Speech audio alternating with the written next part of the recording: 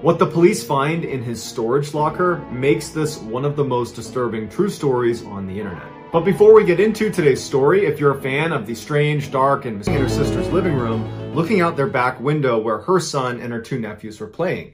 And as she's watching them, one of her nephews, named Harrison, walked over to this tree and began peeling the bark off of the tree. And for Jen, this brought back a very strange childhood memory that she hadn't thought about in decades. And without meaning to actually say the words out loud, Jen kind of blurted out what was going through her head, which was, "So weird." And her mother, who was in the other room, heard her say that, and she yells into the room, "Hey Jen, is everything okay? What's so weird?" And Jen, feeling a little bit embarrassed that she just said that out loud and that her mom heard her, is quick to try to dismiss it by saying, "Oh no, sorry, it's nothing. I didn't mean to say that." But as she's trying to dismiss it, her mom had walked into the living room where Jen was and saw Jen was looking out the back window towards the boys. And so her mom walked right up next to Jen and goes, "What are the boys doing out there that's so weird? Are they doing something they shouldn't be doing?" And Jen's like, no, it has nothing to do with the kids. I just saw Harrison, who was doing something that reminded me of some weird thing that happened to me, and I blurted out my reaction to it. That's all. And Jen's mom looks at her and says, "Well, now you got to tell me the memory because I'm totally intrigued." Jen says, "Okay, Mom, I'll tell you the story. I don't know if Frankie's mom ever told you this or not, but when I was 8 years old, I spoke to Frankie and he was doing some homework and he told me to come meet him outside of his house and that when he was done, we could meet up and go play together." And so I walked over to his house and I was standing across the street in front of that small group of trees that we called the pine cone forest, even though it was just a handful of trees, but we all called it that. Anyways, I was standing over there and I was just kind of mindlessly peeling the bark off of the tree. I don't even remember consciously deciding to do it. And so as I'm peeling the bark off the tree, watching Frankie's house, waiting for him to come outside, I noticed to my right, there's this guy walking through the forest towards me. And I look at him and I've never seen him before. And before he got even within 10 feet of me, I could smell cigarettes. He reeked of cigarettes and his teeth were very yellow. He's missing a number of teeth. And I noticed right away when I looked at his hands, I don't know why I was looking at his hands, but I looked at his hands and he had these pointy yellow fingernails that almost looked like he was intentionally growing them out to be long and jagged. And he comes walking up to me and stops completely in my personal space. And instead of looking at me, he looks at the spot on the tree where I had been peeling the bark off. And he's literally like 1 foot away from me, so close that I had to lean back because I didn't want to be rude and run away. So I'm leaning back to avoid being right next to this guy. And all I can smell is cigarette smoke. And he turns from the tree to me and he goes, "What do you think you're doing?" And I'm like this, and I'm like, "I'm waiting for my friend." And he says, "No, what are you doing to the tree?" And I remember looking at him and then the tree and saying, "Peeling the bark off?" And that's when he raised his hand up and pinched my arm with his nails, not with the pads of his fingers, but he was using his nails and he's pinching down on my skin, and through gritted teeth, he says, "How would you like it if someone peeled your skin off?" I remember as he's pinching me, I was so terrified that I didn't do anything. I was like in a trance and just stood there looking at him, wondering what's about to happen. And then as luck would have it, Frankie's mom just happened to come outside and yelled, "Hey, come on inside, Frankie's done with his homework." And so that kind of broke me out of my trance. I pulled my arm away and I began running away from him across the street towards Frankie's house. And I turned around once, kind of expecting him to be chasing me, but he wasn't. He was still standing next to the tree that I had pulled the bark off of, except now he was watching me. And I ran up onto the porch and ran inside, and that was that. I remember wanting to tell you about it when I got home, but for some reason I didn't. And then days turned into weeks, turned into months, and before long it was just a distant memory, and I never really thought about it, and at some point did forget about it, until just now when I saw Harrison peeling the bark off of the tree, and it brought it back, and that's why you heard me say, "So weird." That was my reaction to it, because I'm wondering, who was that guy and what happened to him? Like, that's so creepy. After Jen told her mother this story, she was expecting her mom to be a little bit horrified by it, because it is a pretty startling story about her own child. But Jen's thinking it's been so long since this happened and nothing came of it that her mom would probably quickly move on from it. But Jen noticed her mom looked very concerned, and she turned to her and she goes, "Mom, this happened like 2 decades ago. Like, this is not a big deal." And her mom looks down for a second and then looks up, and she has this look of guilt on her face. And she says to her daughter, "Jen, I should have told you this when it happened, but you were so young, and I felt like I was going to ruin your childhood. And so I just didn't tell you. And it seemed like you forgot about it, but obviously you didn't. And so I guess you got to hear the full story now. Jen's confused at this point and she says, "What are you talking about?" And her mother, who now looked really uncomfortable, she's touching her face and she looks very anxious. She says to Jen, "It's time you learned who that man really was." Before Jen could ask any more questions, her mom just says, "Honey, just sit down and I will explain everything to you." So they sit down and Jen's mom is still acting pretty uncomfortable. This is obviously a difficult subject for her. And she starts by saying, "Okay, so do you remember how in our neighborhood where you grew up, everybody seemed to know each other? It was a really tight community of people." And Jen's like, "Yeah, I remember that." And her mom was like, "Well, because of that, it made it really easy to spot people that were, outsiders that didn't live in the neighborhood. And so if a car came down the street and I didn't recognize it, I would find myself looking out the window and watching the car to see where it was going, because there's no reason to be in this neighborhood unless you're a visitor or you live here." And so I was in the habit of people watching anybody that showed up that I didn't recognize. And I know a bunch of the other mothers in the neighborhood did the same thing, one of them being Frankie's mom. Anyways, on the same day that creep came up to you and pinched your arm when you were 8 years old in 1995, well, that morning, Frankie's mom, Sonia, she happened to look out her front window and she saw a vehicle she didn't recognize. And it was a work van, a white work van. It didn't have windows in the back, and it was parked across the street near the pine cone forest. And so she assumed it must be a work truck, and whoever had brought it here was, working on one of the houses in the neighborhood. But where it was parked, it was not close to any one particular house.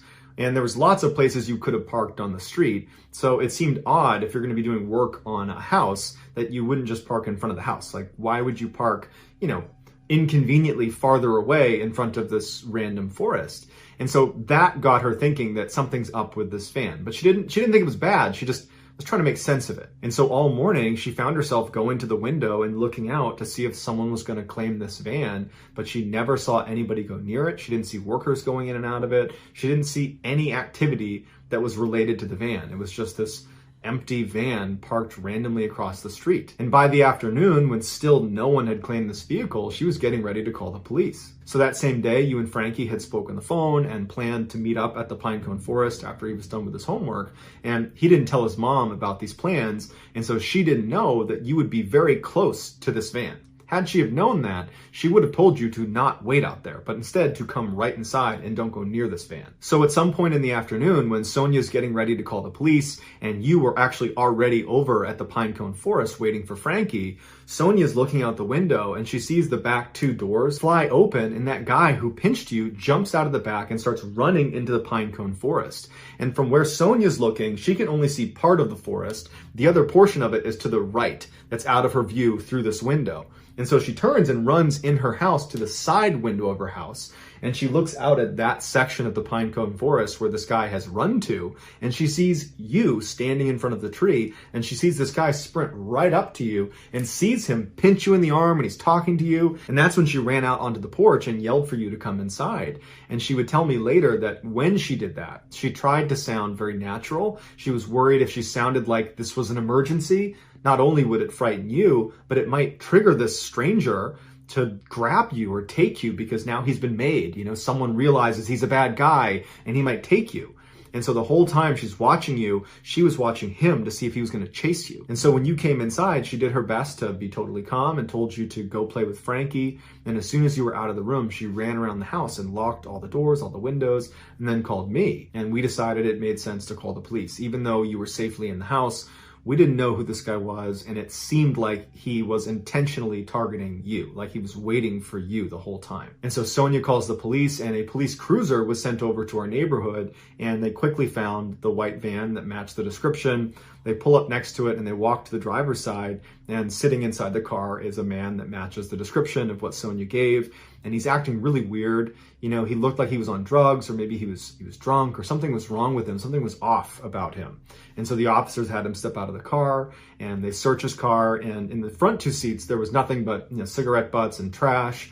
And there was a partition wall between the front two seats and the back workspace of the van. They went around to the back of the van, and they see this guy has screwed a latch onto the back of the two doors, right across the middle, and there's a padlock through it. So there's an additional lock on this back door. Clearly, he doesn't want anybody getting in the back of this thing. And so the police turn to this guy and they're like, we need to get in the back of your truck. Can you please open this?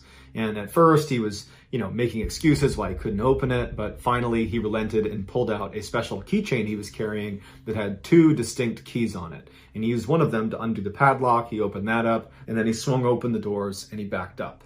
And the police look inside and they can't believe what they're looking at. Inside of this van, all over every surface in the back, were pictures of you taped to the walls, to the ground, to the back. I mean, everywhere you looked, there was a picture of you. And they weren't just recent pictures of you. There was at least a couple pictures of you when you were 6 years old, and you were 8 when he approached you. So we know he was following you for at least 2 years. Also in the back of the van were binoculars as well as a camera that presumably he was using to take these pictures of you. But that's not even the worst part. After this guy got arrested, one of the officers pulled out that keychain that had the key to the padlock on the back of his van, and he noticed the other key on the keychain was not just a duplicate key to the same padlock. It was a different, unique key. And so the police go over to this guy and they show him the key and they say, "What is this to?" And he says, "It's to my storage locker." And so the police track down a storage locker and they go over there and they unlock the lock with the key. And they open the door, and what's inside is straight out of a nightmare. The entire storage locker, the ceiling, the floor, the walls, all of it was covered in clear plastic wrap. And behind the plastic wrap, you could see on the walls were hundreds more pictures of you.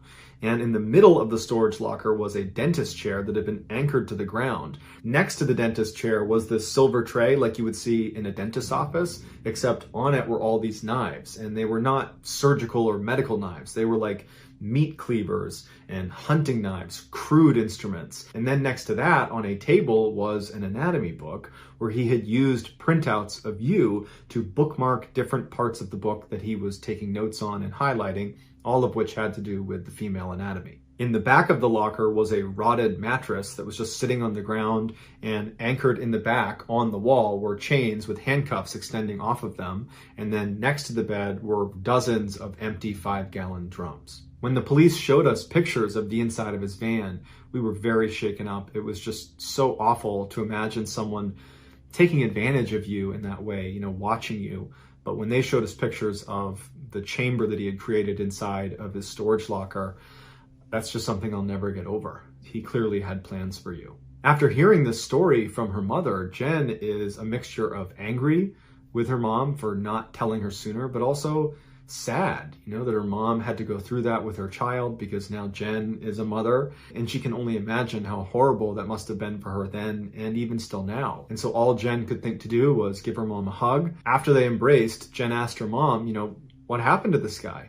Where is he? Did he go to jail? And her mom told her that he had confessed to stalking Jen, and he confessed that everything they found in the storage locker in his van was his, and that he understood the implications, but he never gave his real motives for it or really what his intentions were. He was ultimately put into a high security mental institution for the criminally insane, and her mom said she has no idea if he's still alive or if he's been transferred, but that was the last she knew about him. And so Jen wound up doing some homework and figured out where he was being held, and she asked to have a meeting with him because she wanted to ask him to his face, "What were you planning to do to me? I want to know why you did this." And he agreed to take this meeting, but the day before they were supposed to have it, he took his own life. And so Jen doesn't know if that was brought on by their impending meeting. It certainly seems likely, but unfortunately, that's it. She doesn't get any more answers, and it will end with a big question mark of, what was he going to do to me and why?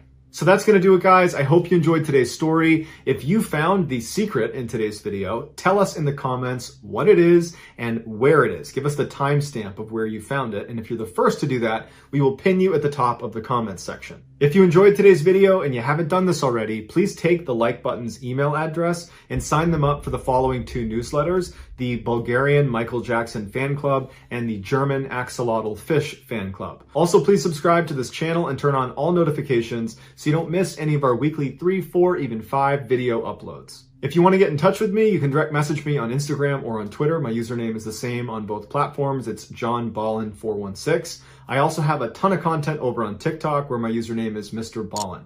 If you have a story suggestion, please submit it to our subreddit just called Mr. Ballin. That's linked in the description below. So whether I see you on Instagram, Twitter, TikTok, Reddit, YouTube, or some combination, just know that I really appreciate your support. And until next time, that's going to do it. See ya.